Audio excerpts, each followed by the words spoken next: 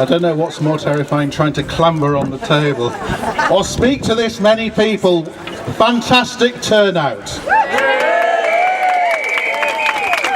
Now I'd like to thank the organisers, because things like this don't just happen on their own. So a round of applause for everyone who made it happen.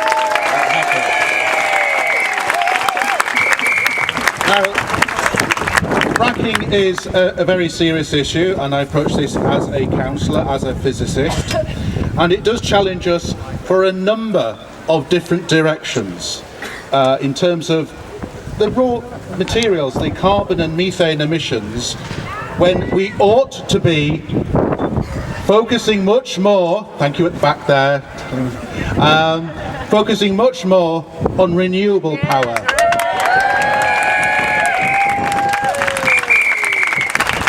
Now, when we are faced with what will be a very expensive legacy of clean-up, who will still be around to pay those bills? Well, it's bound to be us, isn't it? Now, in terms of the permissions, this lovely building here does not have any legal protection from the drilling. And that is a testimony of the problem that we face here in York. Now, we also have a democratic deficit created by central government, removing virtually every power that you have as residents, as voters, and I have as a councillor to object. What we want is a level playing field, that the ability to protest against a wind farm, you should have the same powers to protest against a frack pad.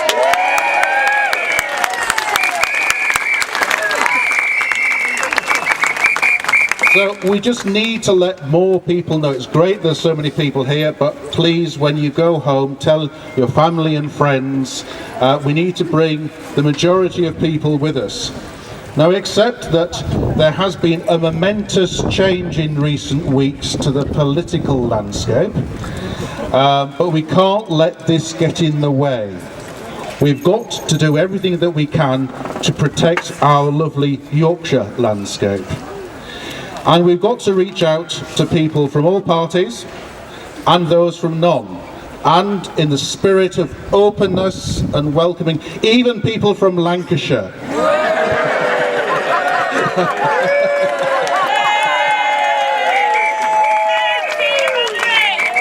So individually, we can all show our support for renewable power.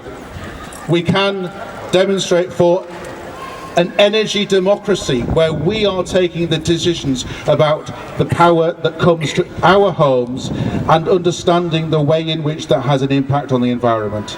But there are many vested interests in making fracking happen, and therefore we have to be challenging them at all levels. On the way up here I was asked, does he work for INEOS? So even people in suits need to be embraced, because they're not all against you. So we want evidence. We need to approach this in a way in which we will bring the majority of the population with us. Evidence that can't be ignored.